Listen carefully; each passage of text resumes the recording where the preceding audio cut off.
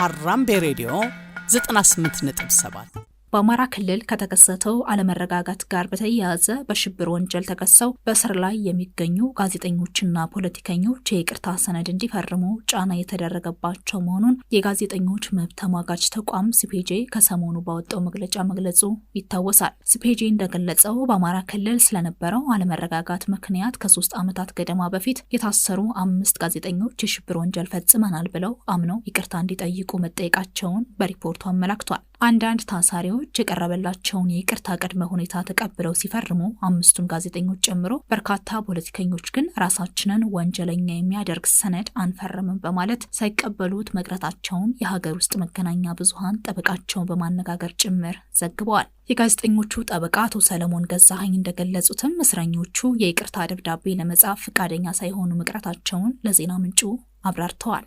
እስረኞችን ይቅርታ ጠይቀው ከስር እንዲፈቱ የሚል የእስረኞችን ማግባባት ስራ እየተሰራ ነበረ።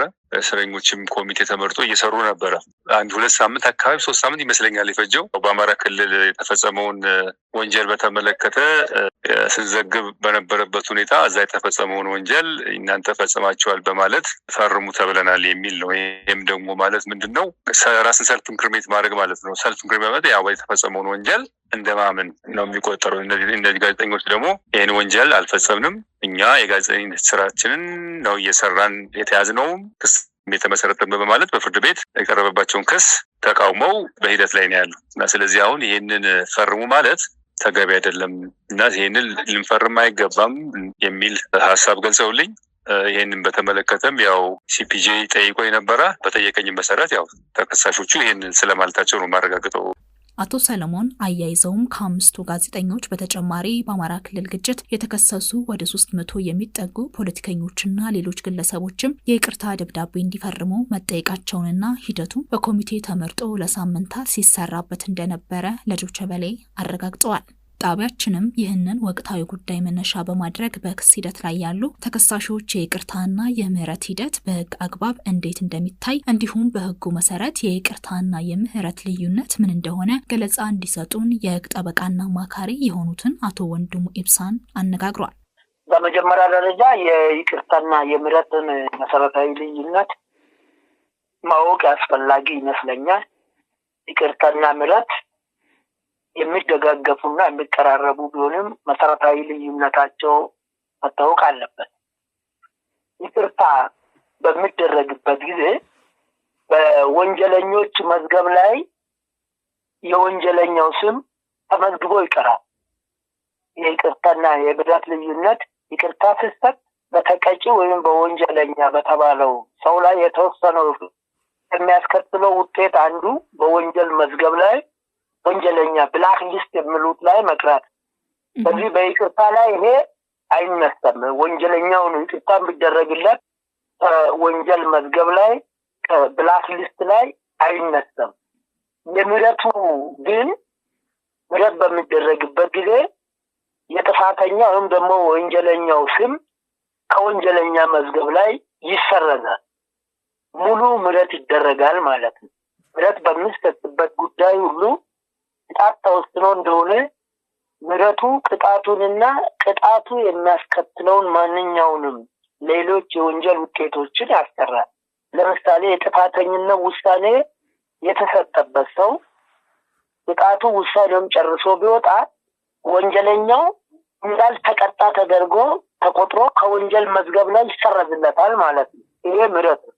ምህረትና ይቅርታን እንዲከለየን ይቅርታ ሲባል የሚመጣልን ይቅርታ የተደረገለት የትኛውም ተጠርጣሪ ወይም ጥፋተኛ የተፈረደበትም አልተፈረደበትም ብላክ ሊስት ላይ ስሙ አይነሳም።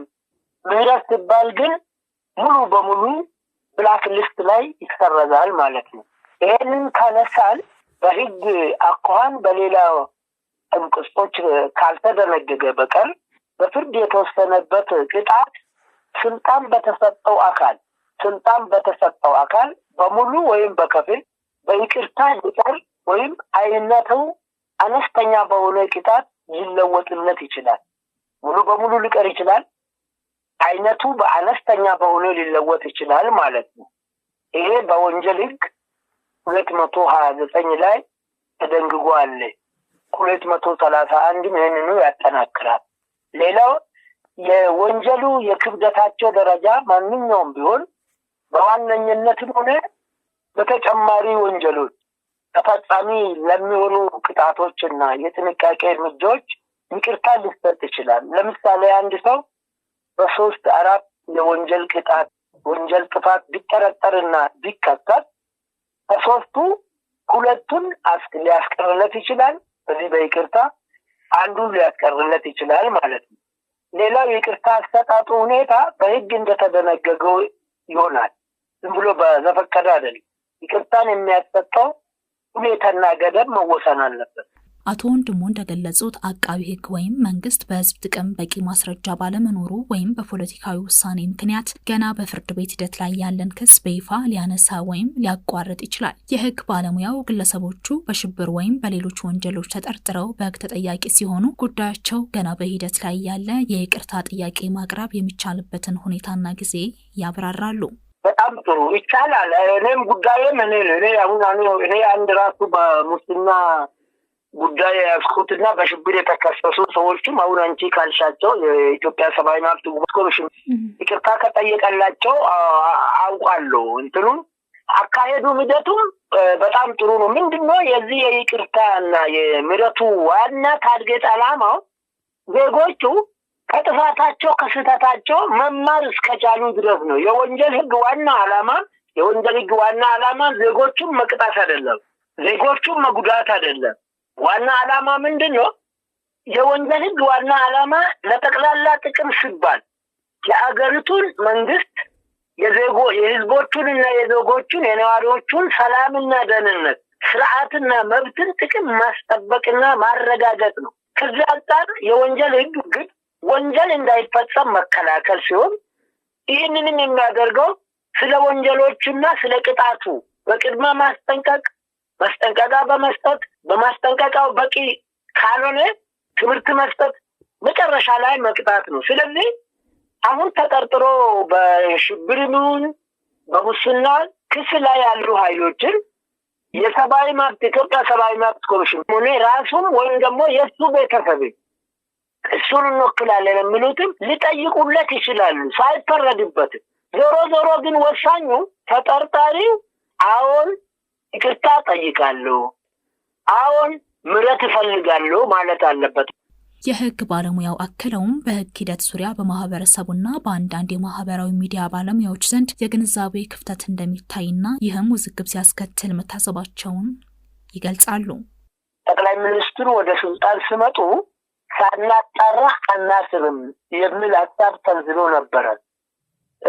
ሳናጣራ አናስርም ማለት ቃል ከተገባ በኋላ ብዙ ሰው ከታሰረ በኋላ ነው ጉዳዩ እየተጣራ ያለው ይላሉ። እዚህ ላይ እንደ ህግ ባለሙያ የሚሰጠው ግንዛቤ አንድ ስራ ተጠበ በአንድ ሀገር ውስጥ 3 ህግ አካሎች አሉ። ህግ አውጪ፣ ህግ አስፈጻሚና ህግ ተርጓሚ። ህግ አስፈጻሚው ህግ አውጪ ያወጣውን ህግ ተርጓሚው እንዲተረጉም ጉዳዩን የሚያስፈጽም ማለት ነው። ህግ አውጪ ፓርላማ ወይም የህዝብ ተወካዮች ምክር ቤት ህግ ያወጣል። ህግ አስፈጻሚ ያንን ህግ ስራ ላይ የሚያውለው በሁለት ደረጃ ነው። አንደኛ አንድ ሰው በወንጀል ቢጠረጠር መረጃ ይሰበስባል። ማስረጃ የፍርድ ቤት ስራ ነው። መረጃ የስራ አስፈጻሚ ስራ ነው። መረጃ ማለት አንድ ሰው ሀጎሱን፣ ገመቹን፣ ከበደ መሐመድ ጀማል ጥፋት አጥፍቷል፣ ሰው ገድሏል፣ አገር ክዷል፣ ጉቦ ተቀብሏል፣ ሙስና እንደዚህ አይነት ሲባል ይሄን መረጃ ይሰበስባል ስራ አስፈጻሚ። ይሄ መረጃ ተጠረቃቅሞ ያሳመነው ከሆነ ይሄ ነው። ይሄ ሳናጣራ ማለት ይሄ ነው። ዝም ብሎ አንድ ሰው ይገለ ጥፋተኛ ነው ስለተባለ አይደለም። ከቀኝም ከግራም ከፊትም ከኋላም መረጃዎች ሰብስቦ ለፖሊስ ያቀርባል። ምን ማለት ነው? ፖሊሱ ስራ አስፈጻሚ ያቀረበለትን መረጃና ማስረጃ ለየራስ ናቸው። ቅድም ይቅርታና ምህረት ለየራስ ነው እንዳልኩሽ ሁሉ መረጃና ማስረጃም ለየራስ ናቸው። የሰብአዊ መብት ተሟጋቾችና የህግ ባለሙያው እንደሚያስገነዝቡት ማንኛውም የይቅርታ ሂደት በህግ አሰራርና በግለሰቦች ሙሉ ፈቃደኝነት ላይ የተመሰረተ መሆን አለበት። በስር ላይ ያሉት ጋዜጠኞችና ፖለቲከኞች ጉዳይም በህግና በፍትህ አሰራር ፈጣን እልባት እንዲያገኝ ጥሪ ቀርቧል። ሀራምቤ ሬዲዮ ጉዳዩን ለማጣራትና ተጨማሪ ሁኔታዎችን ለመጠየቅ ለፌዴራል ማረሚያ ቤት የህዝብ ግንኙነት ኃላፊው ጨምሮ ለከፍተኛ አመራሮች ተደጋጋሚ የስልክ ጥሪ ሙከራ አድርጓል። ይሁንና ዘገባው እስከተጠናከረበት ድረስ ምላሽ አልተገኘም። አድማጮች፣ በዚህ ጉዳይ የማረሚያ ቤቶች አስተዳደርም ሆነ የሚመለከታቸውን የመንግስት አካላት የሚሰጡን ምላሽና ማብራሪያ ተከታትለን መልሰን የምናስደምጣችሁ ይሆናል። ሀራምቤ ሬዲዮ 98.7